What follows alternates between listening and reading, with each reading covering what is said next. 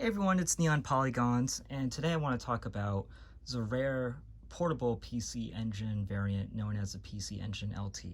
Now, this is very different from what most people know as the portable version of the PC Engine, which is the PC Engine GT, in the sense that this is essentially an all-in-one unit, and I'll kind of go into what I mean by that.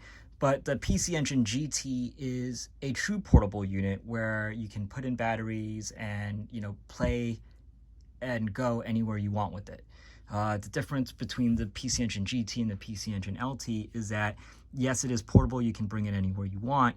It doesn't necessarily mean you can play it anywhere you want.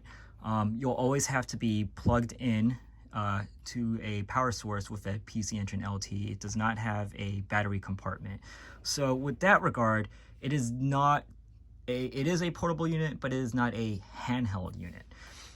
The other thing to kind of keep in mind is that think of the PC Engine LT as an early precursor concept to the Nintendo Switch.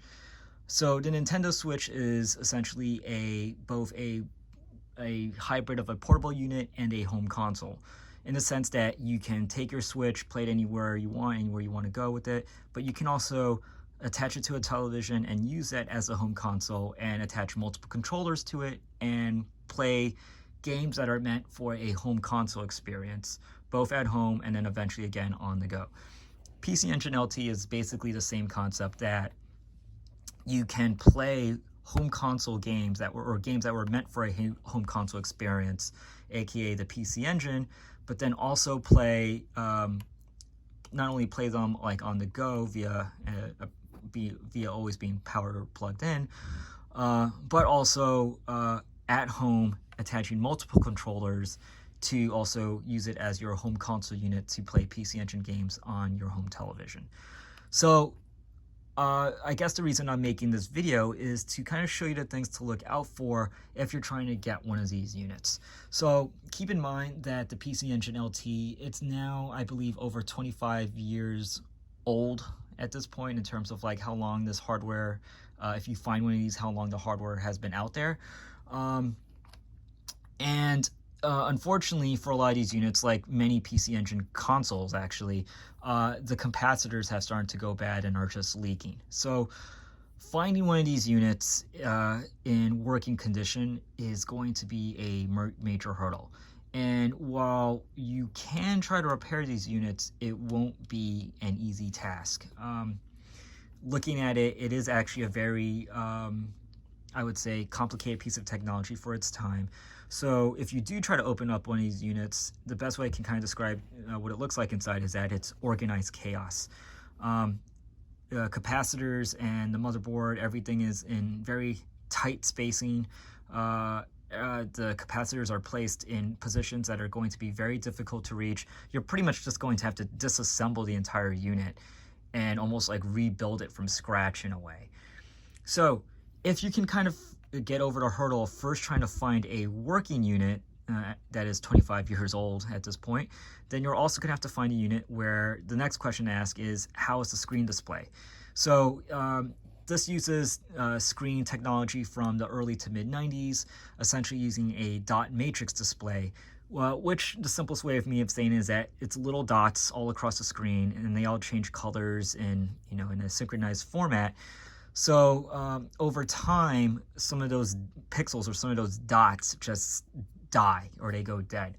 So what you'll often see in a lot of, I'd say, other portable units of the time, such as the Sega Game Gear or the Atari Lynx, is you'll start seeing like kind of like little black dots or little red dots, sprinkled throughout the screen. That basically means it's a dead pixel. So this type of hardware suffers from that same problem because it is using a dot matrix display. So first off the list again, see if you can find something that's working. Second question is, how's the screen display? How many dead pixels are there? And your goal is to find a unit with as little dead pixels as possible. Now, this is I guess the odds of finding a unit such as that are exasperatingly even harder, because this unit, when it first came out, did not have a high production run. And when it did come out, it actually had a high asking price, so there weren't a lot of these units actually sold and they were only sold in Japan.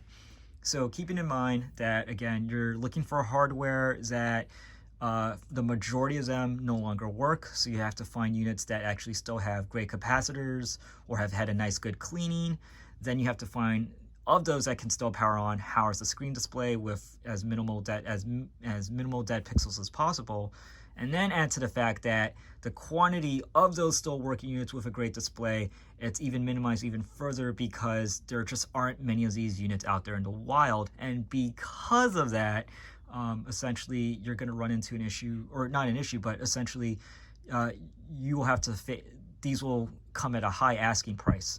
So if you can find these units at a reasonable price, or if, I guess the first question, if you can actually find them working with a great display at a reasonable price, consider yourself lucky that you're actually able to find one of these units in the first place. So I guess one of the cool things about just like these units is just the way, and it's how it looks and its form factor. Again, the best way for me to describe it, it is kind of an early precursor to the Nintendo Switch concept. And that's pretty cool because the fact is that you can play your your PC Engine games on the go, more or less. But then also you can use this console to attach to your home television, play on the big screen, attach another controller, and essentially use this actually as your all-in-one to play your PC Engine games. Now this can connect to the PC Engine CD-ROM, but that will be a very expensive endeavor as well. So while finding a PC Engine CD-ROM will be quite easy, in order for you to attach this to the PC Engine CD-ROM, you're going to need a adapter that I'll list out eventually in the description below, that it on its own can cost upwards of $500 to $1,000 for literally a piece of plastic that will connect this unit into the PC CD-ROM. So it's, again, if you're gonna get one of these, you really just should be getting them just to play the PC Engine games or the Hue cards just on its own, not trying to go all out and playing the PC CD-ROM, because you're basically, just shooting upwards at that point of not only paying for this unit, which can, finding it in the right condition can be costing upwards of, $2,000, but then you have to get the CD-ROM unit, and then also the adapter to actually attach this into the PC Engine CD-ROM. So I guess if you want to go above and beyond, once you find something that is working with a great display, the next thing to kind of look out for is how is the cosmetic condition. So the reason I have two of these units here to show you is to show you what the correct color scheme is, and this is the correct color scheme. As you can see here, it is a subtle gray unit, whereas this one has kind of somewhat of a army green color to it. And how can you tell actually like what is the right color upon seeing it? Ask the seller to actually show you what the bottom color is. So in this case, the bottom color is actually the correct gray color scheme of what it should be, but the rest of the unit is not. And the reason being is that, again, these units were placed like this, or positioned like this, so you don't expect the bottom to suffer from a lot of the yellowing or sun-faded coloring issues that from the rest of the body would get. The other thing to kind of look out for are there any parts missing for the, I guess, output covers. So as you'll see here, this is missing the controller port cover, and on the back it's also missing the external bus drive cover. So whereas over here on this unit, it has the cover here in the back, has the cover there. You also might want to check if the antenna is still attached. Now it's technically useless at this point, but if you really kind of want to make sure that you're getting your PC Engine LT in the best condition as possible, you want to make sure it has all the parts that it came with. And so in this case, is the antenna still attached? The final part to look for externally is, does it still have this tab? So the tab is, not a necessary thing, but it's necessary for ensuring that you can properly close and protect the unit. So luckily, both of these units both have their tabs for the door tab on it. These tend to snap off quite easily.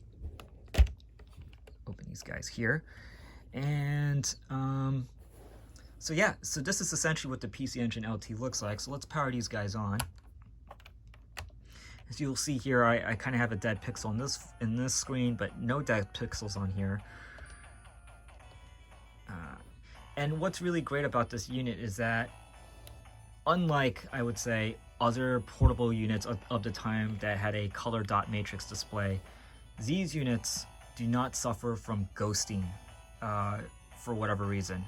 And I don't know how to describe the experience of playing on these units, but the visuals and the screen vibrance and brightness just really pops on these in comparison to, I'd say, the Sega Game Gear or the Atari Lynx, and especially the Sega Nomad, which just had terrible ghosting on it.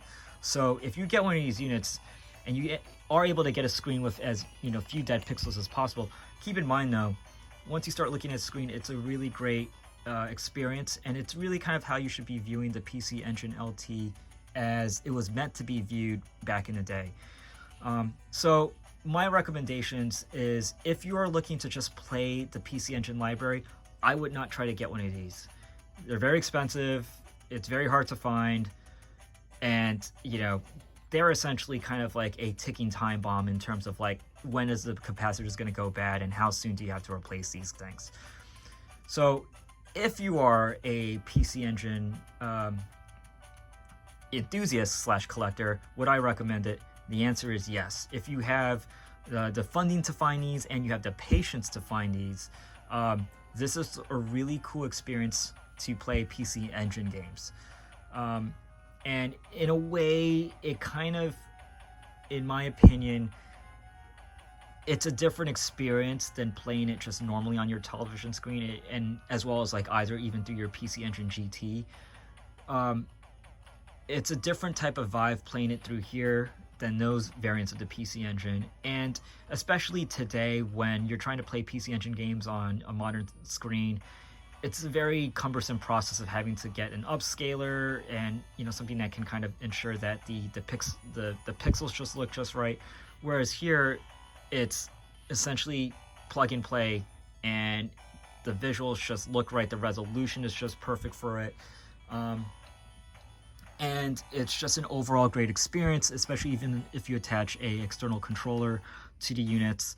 And in my opinion, it's one of the cooler ways to play PC Engine games.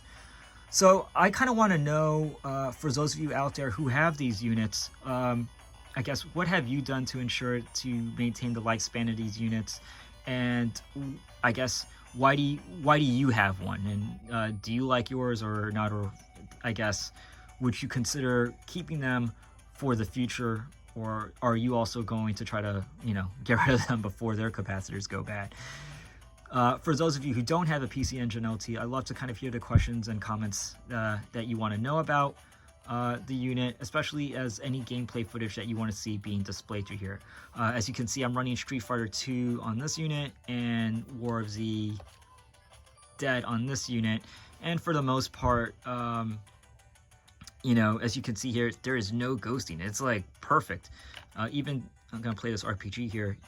No ghosting. There's a the brightness and the color scheme just works like beautiful through here. And one of the things that I'm not really going to get into, but really quickly, the sound just is like amazing coming from this. I don't know how to best describe it. It is a mono sound, but it comes across in a stereo kind of like expansion. So even sound wise, these units sound great even by, I guess, today's portable standards. So I'd love to know, I guess, your opinions on the PC Engine LT and any questions that you have about it. And if you guys like this video, it would mean a lot to me if you like, comment, or subscribed. Again, like, if there's anything you want to know about this like very rare piece of hardware, I'd love to help you out and answer any questions that I can. Oh, and one final note: don't worry about the AC adapters. If it doesn't come with it, you don't have to use the same AC adapter that originally came with the unit. You can actually use a universal 9-volt AC adapter that usually is used for like cell phones, to charge cell phones. You can actually use it with this type of unit as well. Anyways, guys, this is Neon Polygons, and thank you again for watching this video, and hope to hear from you.